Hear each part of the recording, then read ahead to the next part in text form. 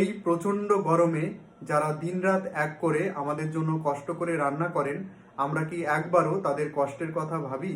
তাই আজ আমি আপনারা কিভাবে রান্নার সময় নিজের যত্ন নেবেন সেই বিষয়েই বলবো। এমনিতেই এত তাপমাত্রা, তারপর রান্নাঘরের আগুন থেকে আরও প্রায় 10 ডিগ্রি সেলসিয়াস তাপমাত্রা অতিরিক্ত যোগ হয়ে রান্নাঘরের তাপমাত্রা প্রায় 50 ডিগ্রি সেলসিয়াসের কাছাকাছি হয়ে যায়। তাই রান্না করার সময় আপনারা নিজেকে সুস্থ রাখার জন্য যেগুলো করবেন: নাম্বার 1, পর্যাপ্ত পরিমাণে জল খাবেন এবং এতটা পরিমাণে জল খাবেন যেন আপনার প্রস্রাব অবশ্যই সাদা হয়। নাম্বার 2, রান্নার সময় প্রচণ্ড পরিমাণে ঘাম হয়, এরকম অবস্থায় আপনি ক্লান্তি অনুভব করলে 1 গ্লাস জলে ওআরএস গুলে খেতে পারেন।